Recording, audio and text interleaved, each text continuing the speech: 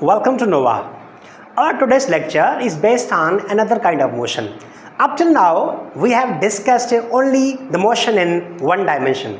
Either the object was moving along x-axis or horizontal axis, or it was moving along y-axis or vertical axis.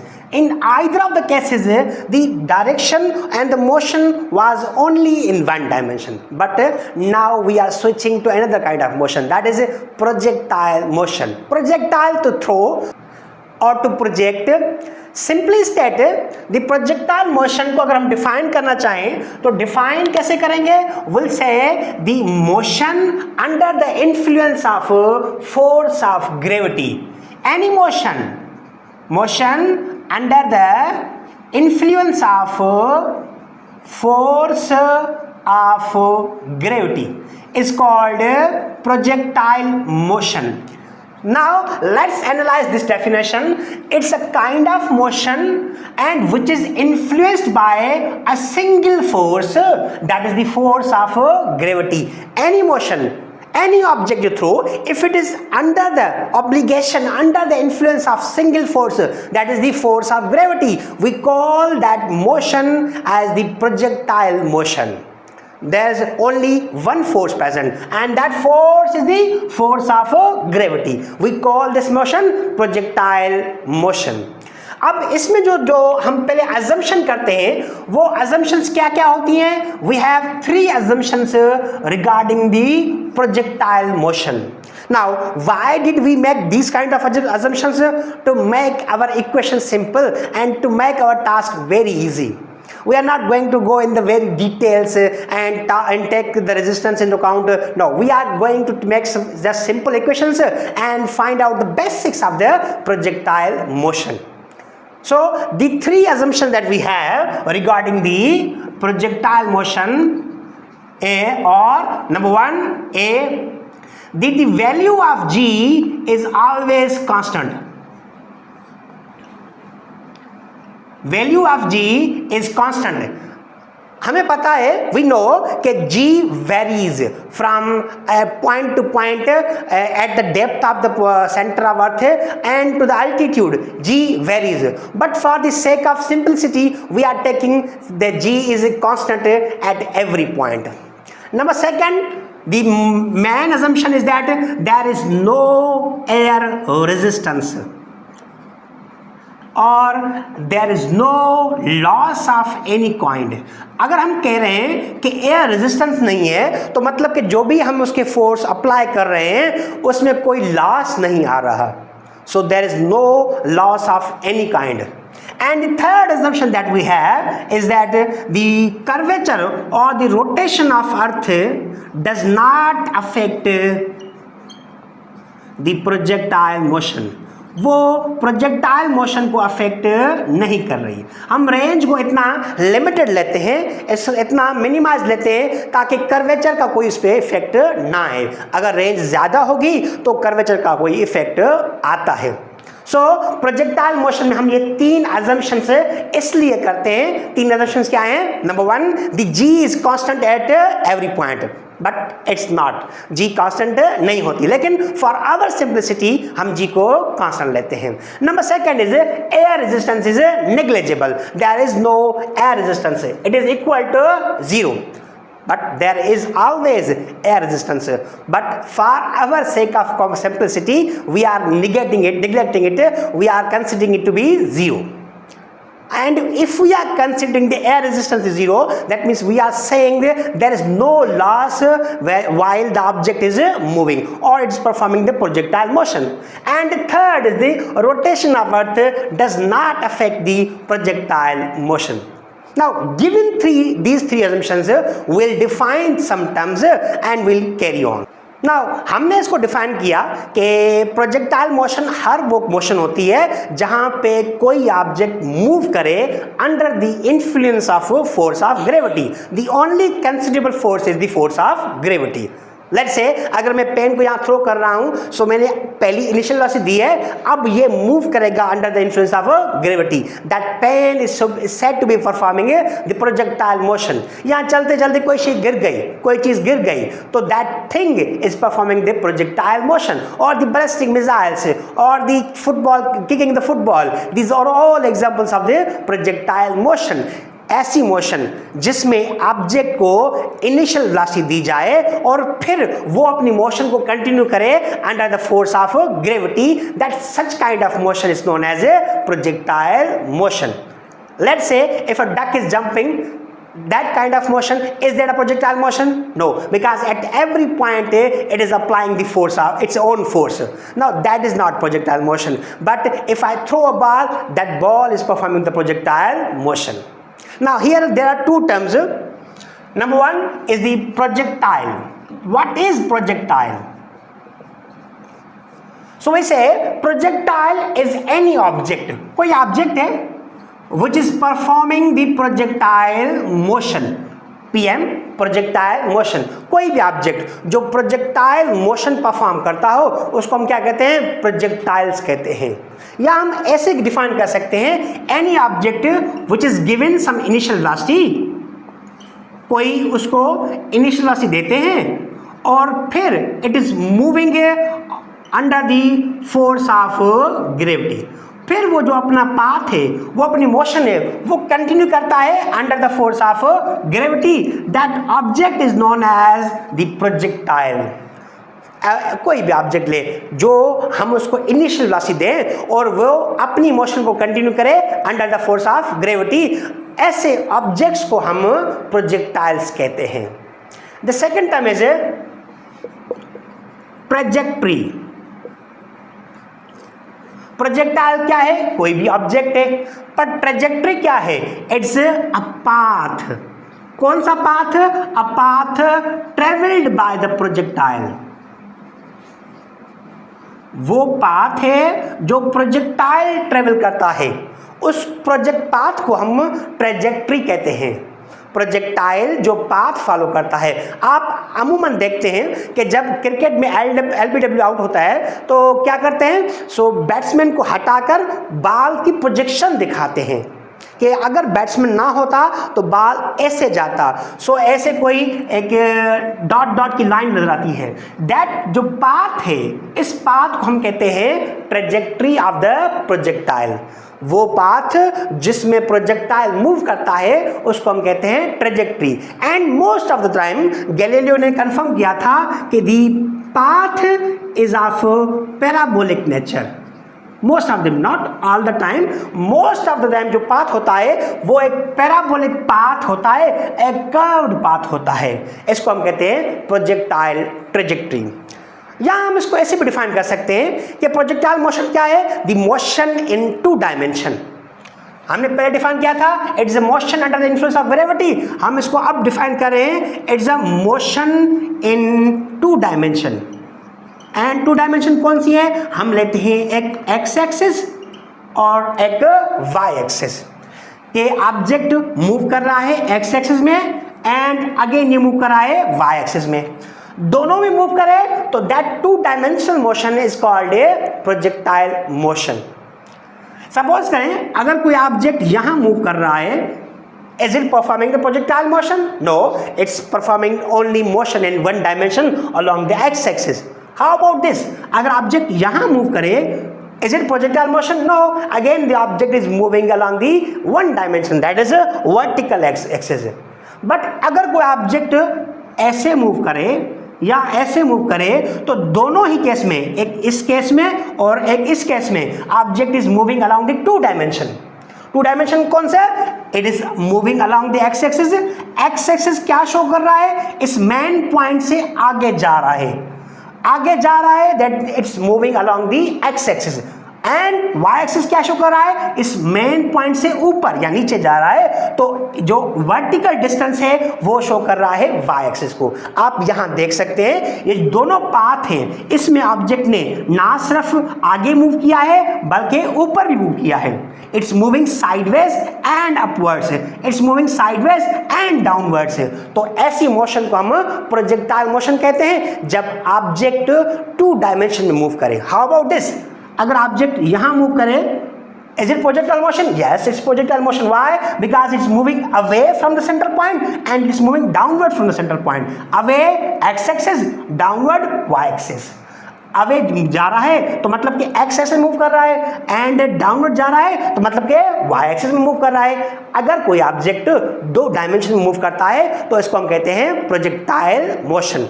Simply stated, the motion in 2 dimension is called projectile motion. अब आते हैं हम types of projectile motion पे। 2 types पढ़ते हैं projectile motion के, एक होती है horizontal projectile motion and the other one is non horizontal projectile motion. इन दोनों में फर्क क्या है? The difference is the difference of angle between them. Angle का फर्क है, यहां पे हम विदाउट एनी एंगल ऑब्जेक्ट को हॉरिजॉन्टल थ्रो करते हैं और यहां पे एंगल के साथ उसको किक करते हैं या उसको थ्रो करते हैं। सपोज करें यहां पे हम किसी हाइट पे खड़े हुए हैं, तो किसी हाइट में खड़े होकर हमने कोई चीज थ्रो किया है लेकिन विदाउट एनी एंगल, यहां पे थ्रो किया तो ये आफ्टर सम टाइम नीचे अगर गिरेगी, that is the projectile motion. इसमें जब ऑब्जेक्ट को थ्रो किया है हमने कोई इनिशियल एंगल या लॉन्च एंगल से नहीं थ्रो किया, सिर्फ हॉरिजॉन्टल थ्रो किया है। और जब ये करते हैं तो हम क्या करते हैं, सपोज हम ग्राउंड पे या किसी हाइट पे खड़े हुए हैं तो किसी एंगल से ऑब्जेक्ट को थ्रो किया है, वो जाके कोई हाइट अटैच करेगा फिर वापस आकर ग्राउंड पे हिट करेगा। These are the 2 types of the projectile motion, horizontal projectile motion and non horizontal projectile motion. The difference is कि हम इसको विदाउट एंगल थ्रो करते हैं, इसको एंगल देकर थ्रो करते हैं। अब आते हैं इसमें कंपोनेंट्स क्या होते हैं। हमने डिफाइन किया था कि it's projectile motion is 2 dimensional motion. तो इसमें 2 कंपोनेंट्स होंगे, एक होगा वेलोसिटी का x कंपोनेंट और एक होगा वेलोसिटी का y कंपोनेंट। चूंकि ये इनिशियल वेलोसिटी है तो हम इसको कहते हैं v0x एंड v0y। जो v0 है उसको हम कहते हैं इनिशियल वेलोसिटी। अब ये इनिशियल वेलोसिटी क्या है? The velocity with which a projectile is projected. जिस वेलोसिटी के साथ किसी प्रोजेक्टाइल को थ्रो किए जाए उसको हम इनिशियल वेलोसिटी कह सकते हैं, कहते हैं। यहाँ आप उसको जाहिर करेंगे v0 से या v डैश से या u से, लेकिन बताएंगे कि v0 u या v डैश क्या है। सो यहाँ पे हमने इसको रिप्रेजेंट किया है v0 से। अब इसको 2 कंपोनेंट्स हो गए, v0x एंड v0y। यहाँ पे देखें तो अगर हमने हॉरिजॉन्टल थ्रो किया है तो इसमें वर्टिकल कंपोनेंट क्या होगा? ऑलमोस्ट इक्वल टू 0 हो, लेकिन वेलोसिटी जो वो x कंपोनेंट है वो कोई ना कोई वैल्यू रखेगा। सो यहाँ पे x कंपोनेंट कोई ना कोई वैल्यू है, y की कोई नहीं वैल्यू। अब जैसे ही आगे जाएगा तो कौन सा कंपोनेंट चेंज होगा? We say in projectile motion the horizontal component does not change, x component वो रिमेन सेम, वो चेंज नहीं होता। क्यों? Because to change the speed what do we need? We need force. Force चाहिए speed को change करने के लिए या वेलोसिटी को चेंज करने के लिए, लेकिन यहां पे सिर्फ फोर्स एक ही है और वो है वर्टिकल पे। हॉरिजॉन्टल पे कोई फोर्स अप्लाई नहीं हो रही। हाँ, एक फोर्स अप्लाई होती, that was the air resistance, लेकिन हमने उसको क्या किया है? 0 कंसीडर किया है। जब एयर रेजिस्टेंस को हमने 0 कंसीडर किया है, दैट मीन्स कि हॉरिजॉन्टल पे कोई ऐसी फोर्स नहीं लग रही जो उस कंपोनेंट को चेंज करेगी। सो दैट मीन्स शुरू से लेकर एंड तक जो x कंपोनेंट है वो सेम वैल्यू रखेगा। यहां पे अगर ये बराबर है vx के तो यहां पे भी उसका सेम वैल्यू होगा और यहां पे भी उसका सेम वैल्यू होगा जो इनिशियल था, वो चेंज नहीं होगा। क्यों? To change the velocity we need counter force, but there is no counter force in along the x component, so the x components remains same. But the y component, we described the projectile motion is the force which moves under the force of gravity. So gravity की force है और वो क्या act करता है? वो downward act करता है। So that means y component change होगा। अब चेंज किस पे होगा, equal to a equal to -9.8 metre per second square. हर सेकंड में 9.8 मीटर पर सेकंड के हिसाब से ये चेंज होगा। तो वेलोसिटी यहाँ पे 0 थी, बढ़ती जाएगी और यहाँ पे ये मैक्सिमम वेलोसिटी पे हिट करेगी, that is v final y। ये चेंज होगी, क्यों? क्योंकि यहां पे काउंटर फोर्स है, कौन सा? That is the gravitational force. हाँ, वो फोर्स नहीं होता तो हम कहते हैं कि भाई v नॉट y जो वर्टिकल कंपोनेंट है वो भी चेंज नहीं होगा, वो भी सेम स्पीड से आगे जाएगा। लेकिन ग्रेविटी है तो वर्टिकल कंपोनेंट चेंज होगा। इनिशियल से फाइनल तक वर्टिकल कंपोनेंट चेंज होगा। अगर वर्टिकल कंपोनेंट चेंज होगा तो वर्टिकल कंपोनेंट में क्या आएगी? एक्सेलरेशन आएगी। कौन सी acceleration? Acceleration due to gravity. Horizontal component same रहेगा, वो चेंज नहीं लाएगा, उसमें चेंज नहीं आएगी। हाँ, वर्टिकल कंपोनेंट में चेंज आएगी। यहां देखें, यहां से हमने किसी ऑब्जेक्ट को लॉन्च किया था विद सर्टेन एंगल। ये जो एंगल है इसको कहते हैं हम लॉन्च एंगल कहते हैं। लॉन्च एंगल जिस एंगल के साथ प्रोजेक्टाइल को थ्रो किया जाए और जिस स्पीड से हमने थ्रो किया है we call it launch velocity और इनिशियल वेलोसिटी। जैसे हमने बताया कि किस स्पीड के साथ उसको थ्रो किया जा रहा है। अब देखें, इसमें दो कंपोनेंट्स इन्वॉल्व है। कौन से? एक v0x और दूसरा v0 y। Initial component along x axis and vertical initial component along y axis. दोनों कंपोनेंट्स हैं। दोनों कंपोनेंट कैसे फाइंड करेंगे? We know from the vectors algebra v0x बराबर होता है v0 cos थीटा के and v0 y is equal to v0 sin theta के। So these are the vector components of the initial velocity. अब देखें, जैसे ही ऊपर जाएगा तो इसका कौन सा कंपोनेंट चेंज होगा? अगेन वी नो कि एक्स एक्सिस पे कोई फोर्स नहीं लग रहा तो वो सेम रहेगा। हर पॉइंट पे एक्स कंपोनेंट सेम रहेगा। यहां पे x सेम होगा, यहां पे x सेम होगा, यहां पे हर पॉइंट पे x component will remain same, वो चेंज नहीं होगा। क्यों? क्योंकि x का डायरेक्शन में कोई फोर्स नहीं लग रही। v0x होगा, यहां पे v0x होगा, हर पॉइंट पे उसकी वैल्यू सेम होगी। हाँ, y कंपोनेंट चेंज होगा। जैसे ही ऊपर जाएगा तो वो स्लो होता जाएगा। किस रेट से? At the rate of 9.8 metre per second gravitational acceleration. उस रेट से स्लो होता जाएगा और यहां पे आकर उसकी वैल्यू क्या हो जाएगी? 0। vy क्या हो जाएगा? 0। अब नीचे आएगा, फिर वो एक्सेट करेगा, फिर उसकी वैल्यू बढ़ती जाएगी। जब वो के यहां पे पहुंचेगा तो उसकी होगी फाइनल वेलोसिटी और वो होगी फाइनल मैक्सिमम वेलोसिटी। सो y कंपोनेंट चेंज होगा लेकिन x कंपोनेंट चेंज नहीं होगा। प्रोजेक्टाइल मोशन के दो टाइप्स होते हैं, एक होता है हॉरिजॉन्टल और दूसरा होता है नॉन हॉरिजॉन्टल। दोनों में फर्क क्या है? The difference of the angle. अब हमने पहले डिफाइन किया था projectile motion is the two dimensional motion. अब motion along two dimension, that is x dimension and y dimension. So two dimension कौन सी होगी? एक होगा एक्स कंपोनेंट और अलोंग एक्स एक्सिस और दूसरा होगा वाई कंपोनेंट और अलोंग वाई एक्सिस। ये जो दो कंपोनेंट्स हैं these are independent of each other. इन दोनों में क्या रिलेशन है? कोई भी रिलेशन नहीं है। These are independent of each other. What does it mean? It means के एक्स इफेक्ट नहीं होगा फ्रॉम द वाई कंपोनेंट और बाय द वाई कंपोनेंट और वाई को एक्स इफेक्ट नहीं करेगा। क्यों नहीं करेगा? सपोज करें आप यहां पे मूव करे थे अलोंग एक्स एक्सिस और फिर आप मूव करेंगे along y axis. So your motion along x-axis and your motion along y-axis, क्या आपकी x-axis मोशन y से डिटरमाइन हो रही थी? नहीं। क्या आपकी y-axis मोशन x से डिटरमाइन हो रही है? नहीं। दोनों अलग अलग है, इंडिपेंडेंट है। क्यों? Because these are the orthogonal vectors या ऑर्थोगोनल डायरेक्शंस। तो इस कंपोनेंट्स में दोनों एक दूसरे पे डिपेंड नहीं करती। x y पे डिपेंड नहीं करता और y x पे डिपेंड नहीं करता। दोनों ही चेंज होंगे। अगर चेंज होंगे तो दोनों एक दूसरे पे डिपेंड नहीं करेंगे, एक दूसरे पे इंडिपेंडेंट होते हैं। अब x कंपोनेंट्स में कौन कौन से होते हैं? अगर हमने पहले ये पढ़ा था कि x के जो कंपोनेंट है वो चेंज नहीं होता। अगर चेंज नहीं होता तो जो एक्सेलरेशन होगी वो क्या होगी? 0। एक्सेलरेशन तब आती है जब कोई फोर्स अप्लाई होती है। फोर्स अप्लाई करेंगे तो एक्सेलरेशन आएगी, अगर फोर्स अप्लाई नहीं करेंगे तो एक्सेलरेशन नहीं आएगी। हम पढ़ चुके कि जो एक्स कंपोनेंट है उसके अलोंग कोई भी फोर्स अप्लाई नहीं होती, तो जो एक्सेलरेशन होए अलोंग एक्स एक्सिस वो क्या होगी, जीरो। अगर एक्सेलरेशन अलोंग एक्सिस जीरो है तो क्या चेंज होगा, वर्टिकल कंपोनेंट चेंज होगा, लेकिन हॉरिजॉन्टल कंपोनेंट सेम ही रहेगा और उसकी वैल्यू क्या आएगी, v not x is equal to v x. दोनों की वैल्यू हर पॉइंट पे सेम होगी। अब आते हैं वाई कंपोनेंट में, वो चेंज होता है। वो चेंज क्यों होता, क्योंकि हमने पढ़ा कि उसमें जो एक फोर्स लगती है, force of gravity, so y component change होता है और होगा तो इसमें एक्सेलरेशन कौन सी आएगी, that is equal to minus g. G acceleration to gravity, लेकिन यहां पे माइनस क्यों नहीं है, क्योंकि जो ग्रेविटेशनल फोर्स होगी वो ऑलवेज एक्ट करती है डाउनवर्ड।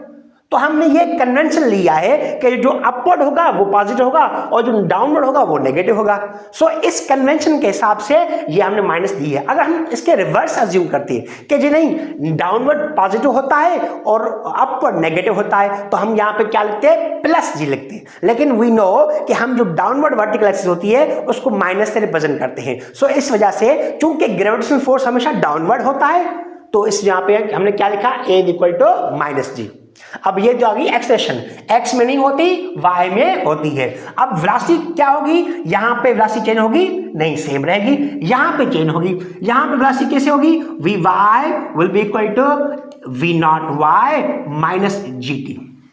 और इसकी वेलोसिटी क्या होगी, वो होगी v x will be equal to v not x. अब वी नॉट एक्स क्यों, क्योंकि हमने पढ़ा कि हर पॉइंट पे इसकी वैल्यू सेम होती है, वो चेंज नहीं होती। यहां पे देखें, यहां पे दो वैल्यूज हैं। ये कौन सी वेलोसिटी है, that is the velocity which was given at the initial point, initial velocity. और ये कौन सी वेलोसिटी है, velocity due to the force of gravity. Minus क्यों है यहां पे यूज की है, क्योंकि ये माइनस जी है।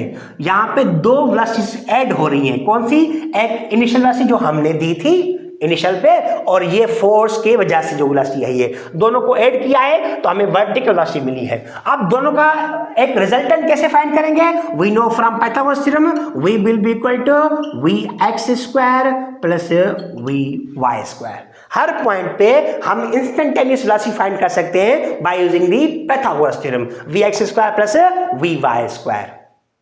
अब आते हैं डिस्टेंसेस पे, एक्स में डिस्टेंस क्या होगा, एक्स कैसे फाइंड करेंगे हम। अगर डिस्टेंस फाइंड करना चाह रहे हैं तो जो एक्स का डिस्टेंस है वो डिटरमाइन किससे होगा, एक्स कंपोनेंट से या वाई कंपोनेंट से।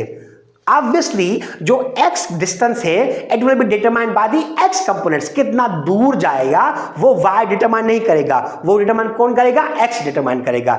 x कंपोनेंट डिटरमाइन करेगा कि कितना दूर जाएगा। सो हम अगर x फाइंड करना चाह रहे हैं, डिस्टेंस फाइंड करना चाह रहे हैं, तो हम y कंपोनेंट यूज नहीं करेंगे, हम यूज करेंगे x कंपोनेंट्स को। So we know from the velocity कि v बराबर होती है डिस्टेंस अपॉन टाइम के। डिस्टेंस हमें क्या पे शो किया है, s पे, s किसके बराबर होगा, वेलोसिटी इनटू टाइम। और वेलोसिटी यहां पे क्या है, vx which is equal to v not x into time.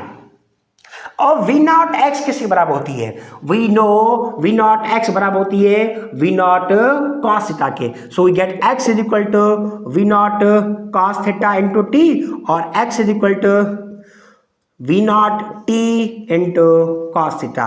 ये हमने अज्यूम किया है कि ओरिजिनल डिस्टेंस नहीं था, it began from the origin point. अगर ओरिजिनल डिस्टेंस होगा तो यहां पे हम उसको ऐड करेंगे। सपोज कोई डिस्टेंस था x not, so x will be equal to x not plus v not t cos of theta. ये तब यूज करेंगे जब हमने कोई बिगिनिंग में डिस्टेंस अज्यूम किया होगा।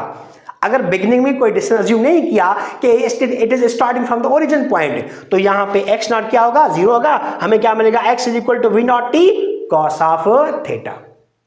अब आते हैं यहां पे डिस्टेंस है, ये डिस्टेंस कैसे फाइंड करेंगे, ये जो वर्टिकल डिस्टेंस है वो कैसे फाइंड करेंगे, will find the second from the second equation of motion. वो क्या है, we have h is equal to v i t plus 1/2 at square.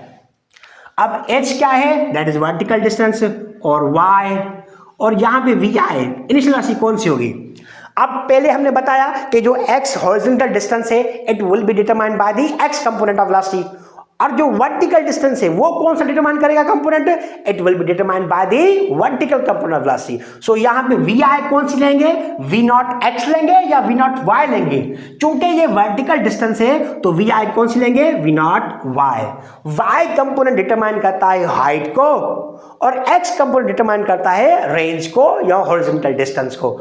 और ए यहां पे क्या है, ए इक्वल टू माइनस जी के बराबर है। यहां पे पुट करेंगे हमें क्या मिलेगा, h that is y is equal to v i क्या है, वी नॉट वाई और इंटू टी, और ये प्लस 1/2 ए है, ए क्या है minus g, so you get minus 1/2 g t square.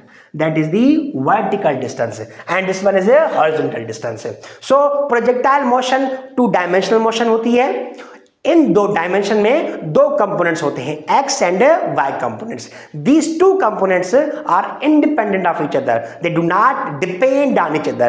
x y पे डिपेंड नहीं करता, y x पे डिपेंड नहीं करता। जो वर्टिकल डिस्टेंस है वो इस पे डिपेंड नहीं करेगा कि हॉरिजॉन्टल वेलोसिटी कितनी है, वो डिपेंड करेगा वर्टिकल वेलोसिटी पे, और जो हॉरिजॉन्टल डिस्टेंस है वो इस पे डिपेंड नहीं करेगा कि वर्टिकल वेलोसिटी कितनी है, वो डिपेंड करेगा हॉरिजॉन्टल वेलोसिटी पे। These were the 2 components of the projectile motion. अब आपने देखा कि प्रोजेक्टाइल मोशन में जो 2 डायमेंशन में दोनों में कोई कांस्टेंट जरूर है। एक्स कंपोनेंट में एक चीज कांस्टेंट है, वेलोसिटी कांस्टेंट है, और वेलोसिटी कांस्टेंट है तो एक्सेलरेशन क्या होगी, 0। क्यों, कोई फोर्स अप्लाई नहीं हो रहा। वाई कंपोनेंट में कोई चीज कांस्टेंट है, क्या कांस्टेंट है, एक्सेलरेशन कांस्टेंट है, यूनिफॉर्म एक्सेलरेशन है, कौन सी है, that is equal to minus g. इसमें वेलोसिटी चेंज हो रही है, क्यों चेंज हो रही है, बिकॉज वर्टिकल कंपोनेंट में कोई फोर्स अप्लाई हो रहा है। कौन सा फोर्स अप्लाई हो रहा है, that is the force of gravity. क्योंकि हम पढ़ चुके कि the projectile motion works under the influence of gravity और force of gravity. So vertical force है तो वर्टिकल कंपोनेंट चेंज होगा, हॉरिजॉन्टल कंपोनेंट सेम रहेगा, वो चेंज नहीं होगा। वो चेंज तब होता जब कोई हॉरिजॉन्टल डायरेक्शन में फोर्स अप्लाई होता। That is projectile motion for you. We'll be coming with the next lecture and we'll discuss time of the flight, range of the projectile and the maximum height of the projectile.